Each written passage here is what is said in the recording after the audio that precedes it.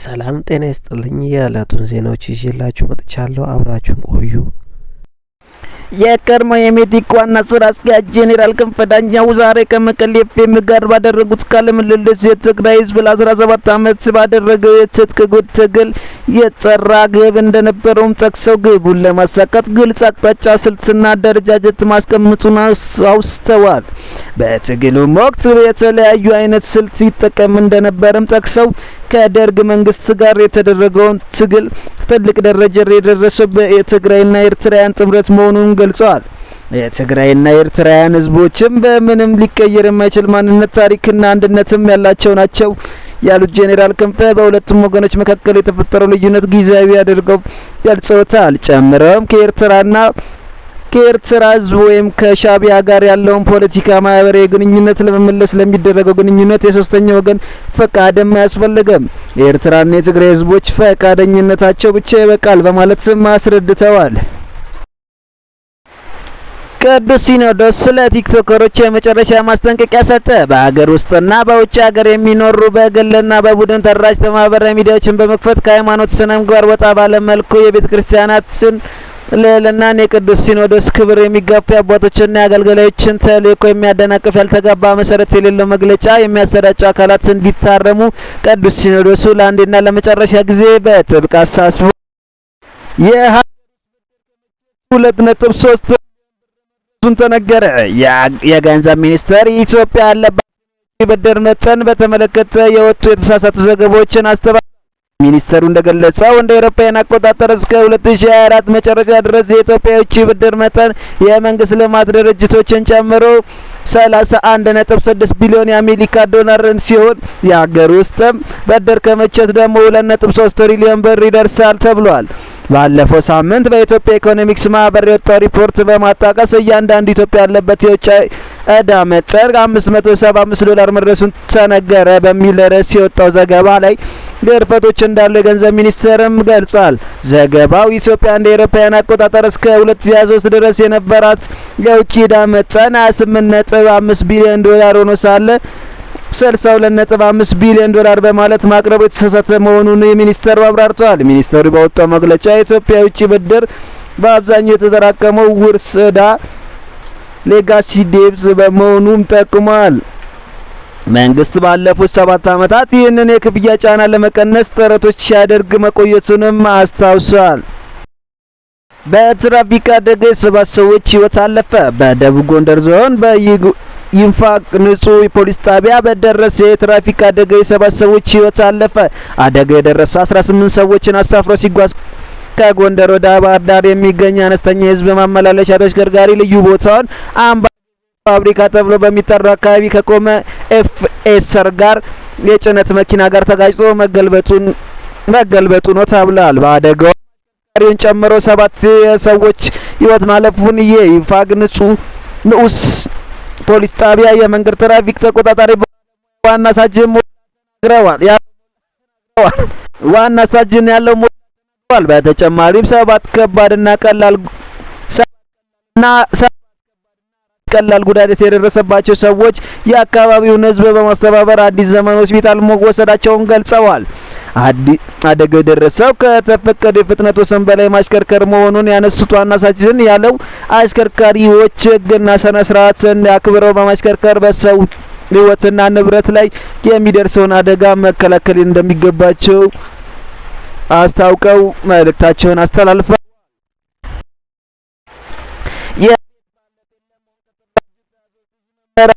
መስፈርቱን ያሟሉት ከ9000 በላይ የሚሆኑት ብቻ በመዲናዋ የሚገኙ መምህራን የቤት ባለቤት ከተደራጁት 23000 መምህራን መካከል መስፈርቱን ያሟልተው ቤት እንዲሰጣቸው የጠየቁት ከ9000 በላይ የሚሆኑ መምህራን ብቻ መሆኑን የአዲስ አበባ ከተማ መምህራን ማህበር ፕሬዝዳንት አቶ ዲንቃለም ቶሎሳ ለአዱ ተናግረዋል።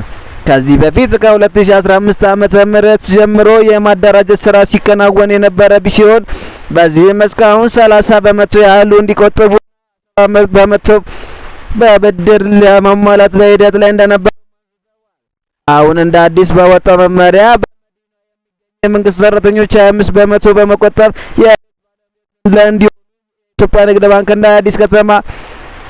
የአዲስ አበባ አስተዳደር ስምምነት ላይ ጥሩ ቆጣቢዎቹ መምህራን ክፍያ በ20 ዓመት ውስጥ ማጠናቀቅ እንደሚገባቸው ተገልጿል። ከዚሁም ጋር በተያያዘ የአዲስ አበባ ከተማ አስተዳደር አዳነች አቤቤ ከትላንት በስቲያ ሰኞ መጋቢት 18 ቀን 2017 ዓመተ ምህረት በመዲናዋ ከተማ ከሚገኙ መምህራን ጋር ባደረጉት ውይይት ላይ መምህራኖቹ የመምህራን አገልግሎት ጥሩ ነገር ግን በመቶ መሰረት 25 በመቶ አቅም የለንም ሲሉም ተናግረዋል። መምህራኖቹ ደሞዝ እየተከፈለ መሆኑን በመቶ ሊቆጠርና ሌላ አማራጭ እንዲዘረጋም ከንቲባ አዳነች አቤቤም ለትምህርት ለመምህራኑ ጥያቄ በሰጡት ምላሽ መምህራን ያነሷቸው የቤት ጥያቄ ትክክለኛና ተገቢ መሆኑን ገልጸው ችግርን ለመፍታት እየተሰራ መሆኑንም ተናግረዋል። መምህራን ከዚህ በፊት በነበረው ስብሰባ ያነሱትን ጥያቄ ለቤት ግንባታ የሚውል በነጻ መሬት ስጡን የሚል እንደነበር ያነሱት ከንቲባ በተጨማሪም የብድር አገልግሎት አመቻቹልን የሚል ጥያቄ ስለነበር ብድሩን መመቻቸቱን አብራርተዋል። ሆኖም መቆጠብ ለማይችሉት የኪራይ ቤት ገንብቶ ለመስጠት እየተሰራ መሆኑን በውይይቱ ወቅት ተናግረዋል። ወደ ውጪ ዜና እንገባለን። በሴኔጋል ዳካር የእስራኤል አምባሳደር ከተገኙበት መርሃ ግብር በተቃውሞ ምክንያት ተባረሩ። በሴኔጋል የእስራኤል አምባሳደር ዩቫል ዋክስ ማክሰኞ በዳካር ከሚገኘው ዩኒቨርሲቲ ካምፓስ ተማሪዎች የእሳቸው መገኘታቸውን በመቃወማቸውና ፍልስጤማውያን የሚደግፉ መፈክሮች ካሰሙ በኋላ ለመውጣት መገደዳቸውን በማህበራዊ ሚዲያቸው ላይ እያሰራጩ ያለው ምስል አሳይቷል። በቼክ አንታ ዲፒዮን ዩኒቨርሲቲ ዩሲኤዲ በአገሪቱ እና ታዋቂ የከፍተኛ ትምህርት ተቋም በዓለም አቀፍ ግንኙነት ልማዶች ላይ እንዲናገሩ ተጋብዘው ነበር። ነገር ግን አምባሳደሩ እንዳነሱት ነጻ ፍልስጤም፣ ነጻ ጋዛና የእስራኤል የጦር ወንጀለኛ ነች እያሉ በደርዘን የሚቆጠሩ ተማሪዎች ከአዳራሹ ውጪ ተሰብስበው ነበር። በማህበራዊ ሚዲያ ላይም የተጋሩ ቪዲዮዎች እንዳሳዩት ከሆነ ተማሪዎች የፍልስጤምን ባንዲራ ሲያውለበልቡና አዲስ የተሾሙት ልዑክ ንግግር እንዳይናገር ሲከላከሉም ታይተዋል። ዋክስ በጸጥታ ኃይሎች ታጅቦ ታዳሚውን ሳያነጋግሩ ግቢውን ለቀው ወጥተዋል። ተቃዋሚዎቹም መፈክሮች እያሰሙና ባንዲራ እያውለበለቡ ሲከተሏቸውም ታይተዋል። በጋምቢያ፣ ጊኒ ቢሳው፣ ኬፕ ቨርዲና ቻድ የእስራኤል አምባሳደር ሆነው የሚያገለግሉት ዋክስ የሹመት ደብዳቤያቸውን ለሴኔጋል ፕሬዝዳንት ባሲር ዱሙባ ፋዬ ግንቦት 8 አቅርበዋል። እስራኤል ከማርች 2 ጀምሮ የጋዛን መሻገሪያዎች በመዝጋት ምግብና የሕክምና ቁሳቁስና የሰብአዊ እርዳታ እንዳይገባ አግዳለች። እገዳውም ቀደም ሲል የነበረውን ከባድ ሰብአዊ ቀውስ ይበልጥ እያባባሰ መሆኑን በመንግስት ድርጅቱ በሰብአዊ መብት ተቋማት በዓለም አቀፍ ሪፖርት ላይ ተመላክቷል።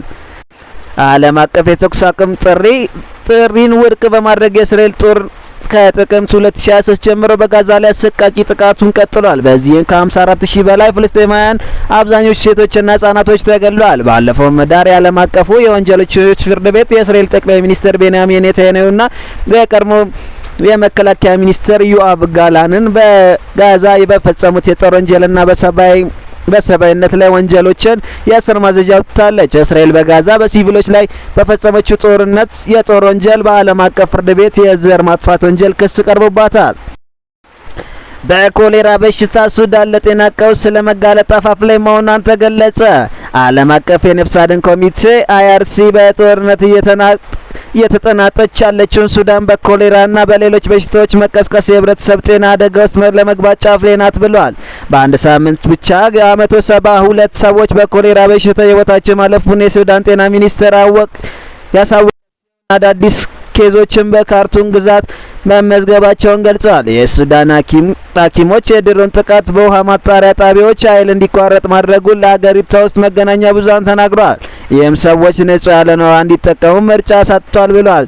የዓለም አቀፉ የነፍስ አድን ኮሚቴ የሱዳን ዳይሬክተር ኢቲዛዝ የሱፍ እንዳሉት 3 ዓመቱን የያዘውን የሱዳን እርስ በርስ ጦርነት የኮሌራ በሽታ እንዳያገረሽ አድርጓል ሲሉ ተናግረዋል። የአሜሪካ ውጪ ጉዳይ ሚኒስትር በአነጋጋሪ ሁኔታ ለኢትዮጵያውያን የ34ኛ ዓመት የነጻነት በዓል መልእክት አስተላለፉ። የአሜሪካ የውጭ ጉዳይ ሚኒስትር ማርኮ ሩቢዮ በአነጋጋሪ ሁኔታ ለኢትዮጵያ የ34ኛ ዓመት የነጻነት በዓል የመልካም ምኞት መግለጫ አስተላለፉ። በአሜሪካ የውጭ ጉዳይ ሚኒስቴር ይፋዊ ድረ-ገጽ ላይ የወጣውን የማርኮ ሩቢዮ መግለጫ የተላለፈው ትላንት ማክሰኞ በግንቦት 20 ዋዜማ ነው።